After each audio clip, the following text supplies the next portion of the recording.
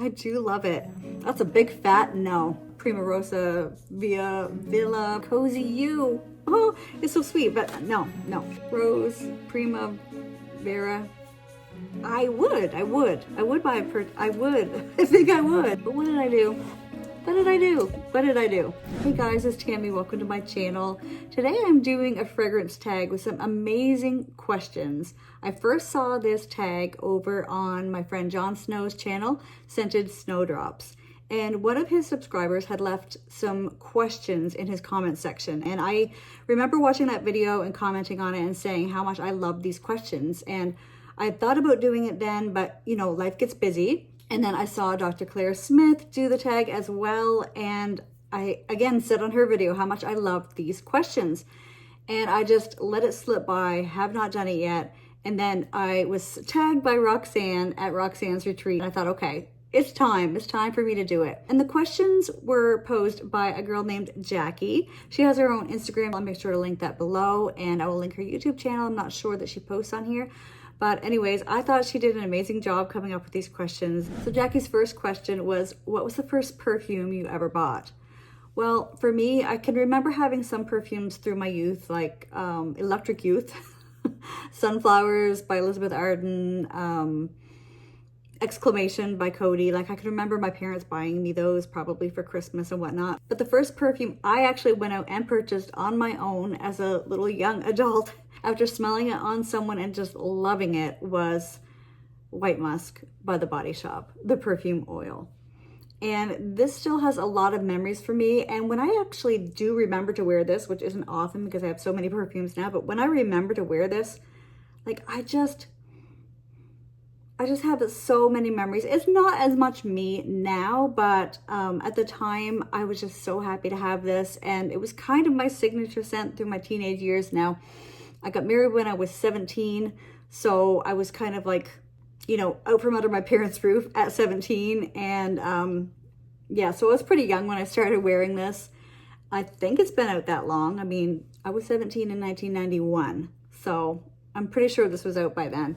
So Jackie's next question, what's your most recent full bottle purchase, 30 ml or more? And have you worn it since? Well, I think most people are looking for something exciting, some niche purchase or some designer purchase that we all know. For me, I made a trip to Winners and I purchased Tahari Chiffon Fresh. Now you've probably never heard of this.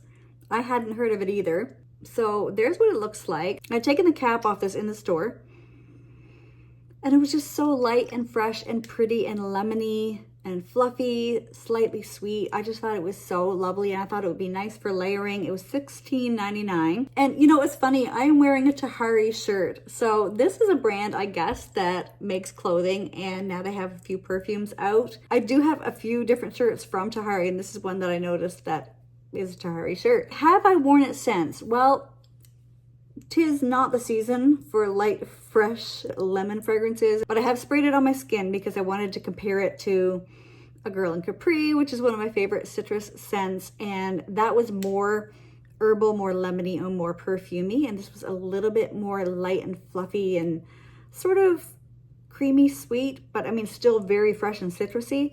I compared it to Light Blue by Dolce & Gabbana because I was thinking maybe it does remind me a little bit of that, and it does in a way, but that is much more heavy and musky and sharp, and this is just, like I said, light, fluffy. But anyways, I'm going to stop talking now. Chiffon Fresh by Tahari. Question number 3. Which perfume brand or material do you wish you'd tried earlier? I said oud for this question because when I first got into perfume, I was kind of made to fear oud. Everyone said it was animalic smelling, it was dirty, it smelled like manure, it was a big bad note that I was scared of, but it's really a wonderful note that I have grown to love. And if it's done right, I mean, I'm not gonna like anything too crazy strong, but if it's done right, it's not a scary note. So I wish I had been brave enough to try it earlier, and I'm glad that I have branched out and tried it because I would have missed out on perfumes like Tomovici Zenobia and Mula Mula by Byron Perfumes. There's just so many good ones that have oud, and if it's done nicely, like I'm thinking of Passion de l'Amour by the House of Sillage, like that is a gorgeous scent. There's so many great ones that have ooze that mood. Like there's just so many. So I wouldn't have wanted to miss out on that. I wish I had to try that earlier, but I'm glad I've tried it now.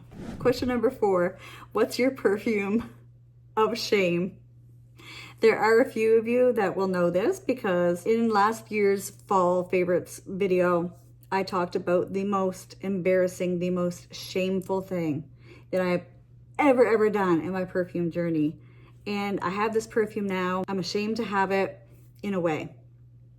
In a way I'm not, because I love this perfume, and it's how it went down. I was so new in my fragrance journey. I was just a little baby. I was a little newbie, and I thought that you went through perfume fast. I didn't have a lot of perfumes at that point. There was a 20% off sale.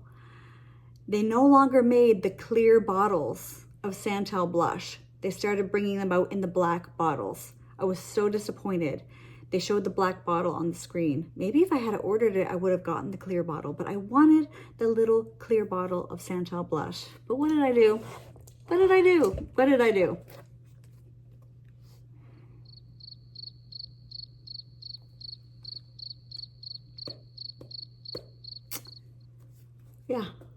Yeah, I bought a decanter of Tom Ford Santal blush. 20% off, yeah, but I'm so ashamed. I'm so ashamed. I have so much shame over owning this. If I could go back in time and tell myself, if I could just go back in time, I would, and I would have got, even if it was the black one, but if I had ordered it, it could have come as a clear bottle. It may have. And I thought, well, this is a clear bottle and this is a lot. And I just was so naive and foolish. I am so ashamed to have this. Now, I do actually, one thing I do like about it is when you apply it from this, because over time, like as it evaporates, it collects on here. And when you apply it with this, as opposed to spraying it, because obviously I do have some decanted into a little clear Amazon bottle that I use for spraying it. But when you apply it with what is evaporated onto that little dabber or whatever, it is a different experience. It is kind of cool. Like I love this smell. I mean, I love Santal blush. I love it. I do. But it's just, I'm just so embarrassed that I bought this big honking gigantic bottle of it that I'll never, ever go through in my lifetime. And in 10 lifetimes, I would never go through this. But I didn't know how much perfume I would have and how many bottles I would have. Anyway, so that is my perfume of shame. And, you know, if I could go back, I would change it. I would change it. I would even now trade anyone outright. I would trade anyone outright and give them this for the little clear bottle of Santal blush. I would trade it right now. Do you have it? Let's trade. Question number 5. What were the last 3 samples you tried on your skin, not test strips? And would you purchase a full bottle of any? So I've actually been sampling a lot lately. I've purchased a lot of samples and I'm going to be doing a whole video on that. So I'm not going to mention any of those, but I've also purchased Scentbird samples. I do that a lot, and I don't usually do videos on those because I don't know why. I should actually. I think I got a dozen samples from Scentbird and I've only tried 3 of them, and these were the 3.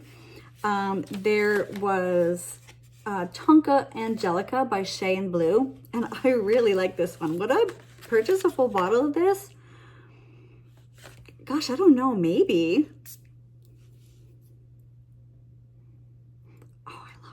I do love it. It really puts me in mind of, you know, Mind Games Sissa. It reminds me of I'm Expensive by Deckard Scarlett. It reminds me of Never Just Lost in a Dream. Like, it's in that style, but it has a lot more green to it. So it's called Tonka Angelica. So you really do get the Angelica in this, and it just adds a little bit of interest. I don't know if I'll buy a full bottle, but I mean, I would buy I think I would. Number 2, Antica Pharmacista Cozy You. And I was kind of disappointed in this one. I don't think I would buy a full bottle of it.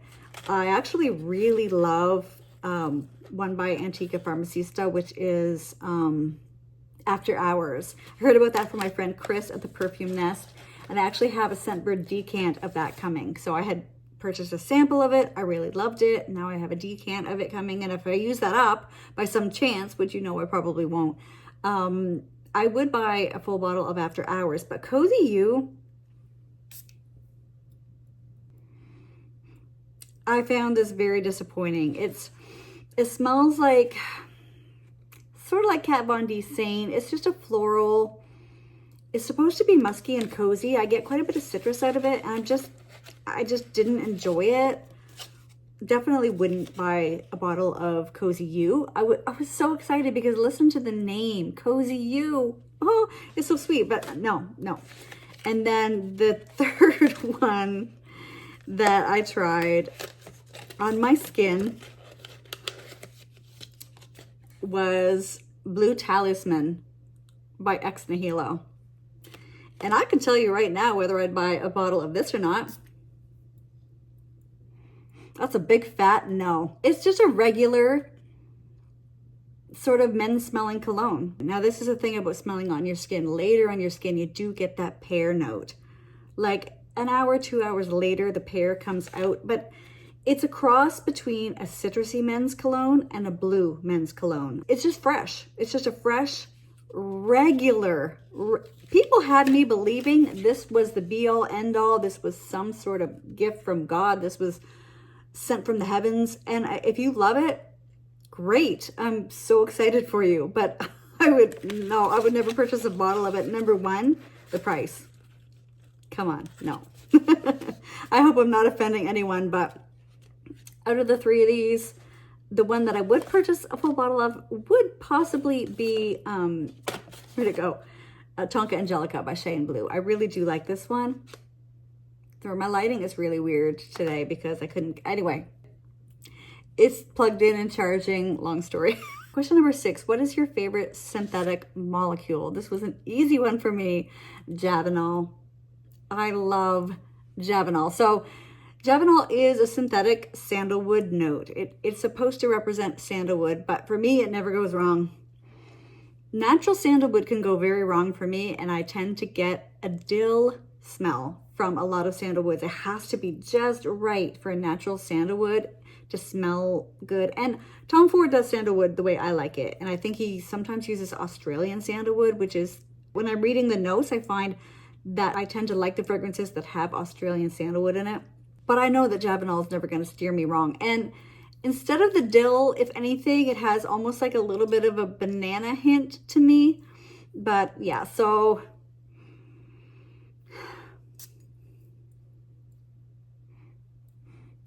and like Nirvana Black has the same type of sandalwood smell, in my opinion, by Elizabeth and James. That's the same. It probably has Javanol as well. And I know that Wonderwood by Comme des Garçons, I know that that has Javanol as well. And also another one that I know has Javanol because I own it is Genesis by Brandt.